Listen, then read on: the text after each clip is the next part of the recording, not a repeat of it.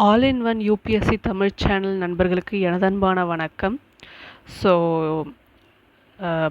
12 ஜூலை 2025 தமிழக மக்களுடைய வாழ்க்கையில் ஒரு மிக முக்கியமான நாளாக கருதப்படுது. டிஎன்பிஎஸ்சி குரூப் 4 அப்படின்ற அந்த எக்ஸாம் நடந்து முடிந்திருக்கு. ஸோ எல்லாருடைய கணிப்பின்படி தமிழ் மிகவும் கடினமாகத்தான் இருந்திருக்கிறது அப்படின்றது நானும் என்னுடைய கருத்தும் அதுதான். ஸோ இப்போ இதுதான் வந்துட்டு நிலைமையா, லைக் அவுட் ஆஃப் த சோர்ஸ்னால் எந்த சோர்ஸ் படிக்கிறது அப்படின்ற ஒரு விஷயம் இருக்குது.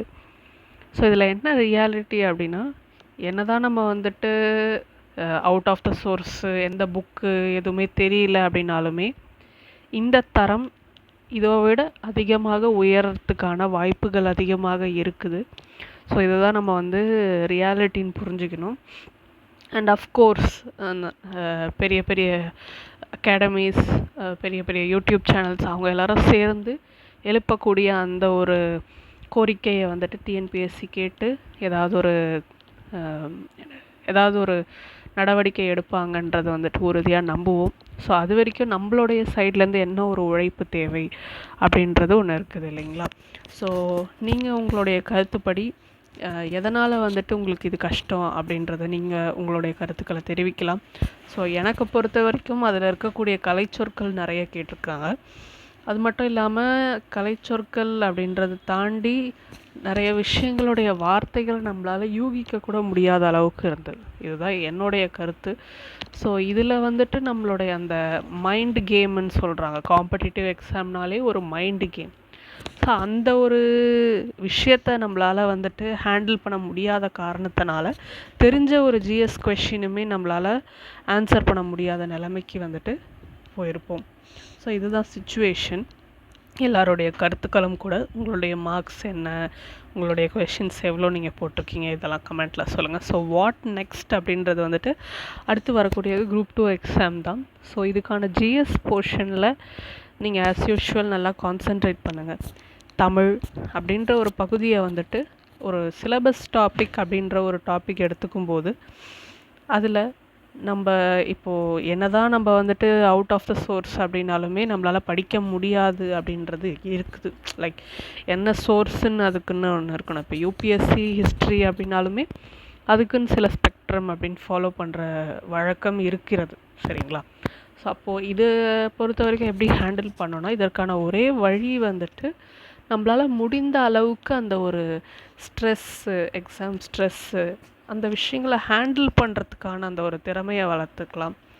இன்னும் நம்ம சில விஷயங்களை எக்ஸ்ட்ராவாக நம்ம அந்த என்ன பண்ணுறது, லைக் ஆரம்பத்தில் தமிழ் அட்டன் பண்ணுறதுக்கு முன்னாடி ஜிஎஸ் அட்டன் பண்ணலாமா, ஸ்ட்ராட்டஜிக்கலாக மாற்றங்கள் செய்வது, இந்த மாதிரி விஷயங்கள்லாம் நம்ம யோசிக்கலாம். இன்னும் சிலது என்ன அப்படின்னா, இப்போது எப்படி சொல்கிறேன், இப்போ ஒரு புத்தகம் சோர்ஸாக எல்லாரும் வெளியிடுறாங்க. அதை போய் படிக்கலாமா அப்படின்னு கேட்டிங்கன்னா படிக்கலாம். உங்களுக்கு ஆர்வம் இருந்தால் படிக்கலாம். ஒரு டாப்பிக்குன்னு எடுத்துக்கும்போது நம்மளால் முடிஞ்ச அளவுக்கு எங்கெங்கேருந்தெல்லாம் டெப்த்தாக கவர் பண்ண முடியுமோ அதை கவர் பண்ணிக்கலாம். ப்ளஸ் டெஸ்ட் சீரீஸ் அப்படின்றத போடலாம். ஸோ இதுதான் குரூப் 2க்கு இந்த ஒரு கேப்பில் ஒரு மோஸ்ட் பாசிபிள் விஷயமா இருக்குது. அதை தாண்டி நீங்கள் எது எது என்ன சோர்ஸ்ன்னு இதுக்கு மேலே நீங்கள் போக போக உங்களுடைய வெற்றி தள்ளி போயிட்டே தான் இருக்கும் அப்படின்றது என்னோடய கருத்து. சரிங்களா? ஸோ இப்போ இருக்கிற அந்த சோர்ஸ், உங்களோட ஸ்கூல் புக்ஸ், இதை நல்லா தரவாக வச்சுக்கோங்க. எக்ஸ்ட்ராவாக எங்கெல்லாம் எஃபோர்ட்ஸ் அதிகமாக தேவை, எந்தெந்த ஏரியாவில் டிஎன்பிஎஸ்சி அதிகமாக கான்சென்ட்ரேட் பண்ணுறாங்களோ அந்த ஏரியாவுக்கு மட்டும் நீங்கள் வெளி சோர்ஸை எடுத்துக்கலாம். ஓகேங்களா? ஸோ இதுதான் என்னுடைய கருத்து. இதை தவிர்த்து நீங்கள் இந்த அகாடமி சேரக்கூடாது, அந்த அகாடமி சேரக்கூடாது, அது எல்லாமே உங்களுடைய தனிப்பட்ட ஒரு விருப்பம். அதில் ஒரு அகாடமியோடைய கொஷின் பேப்பர் டிசைட் பண்ணும் தான். நம்மளை அதில் தெரிஞ்சுக்கிற கொஷின்ன்றது வேறு, ஆனால் எக்ஸாமில் கேட்கிற கொஷின்ஸுன்றது வேறு. பட் ஓவரால் இது ஒரு மைண்ட் கேம் அப்படின்றதுனால நீங்கள் உங்களுடைய மைண்டை எப்படி இதில் டியூன் பண்ணிக்க போகிறீங்க, எப்படி ப்ரிப்பேர் பண்ணுறது அப்படின்றதில் ஃபோக்கஸ் பண்ணுங்கள். ரொம்ப வந்து மெட்டீரியல்ஸை மாற்றி அதை படிச்சுக்கிட்டு இருக்காதீங்க.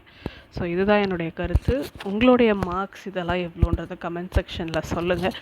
ஸோ நம்ம ஒரு ஓவரால் கட் ஆஃப் எவ்வளோ இருக்கும் அப்படின்றத நம்ம ஒரு அனாலிசிஸ் பண்ணலாம். ஸோ இது இந்த கட் ஆஃப் அப்படின்றது நான் வீடியோவாக போட போகிறது அப்படின்றது கிடையாது. ஸோ உங்களை போல் ஆஸ்பிரன்ஸ்க்கு வந்து பார்க்குறாங்கன்னும் போது இது தெரிஞ்சுக்கிறதுக்கு ஒரு பிளாட்ஃபார்மாக இருக்கும். ஸோ அதுக்கு தான். ஸோ தொடர்ந்து நம்ம சேனலை பாருங்கள். All in one UPSC Tamil. நன்றி, வணக்கம்.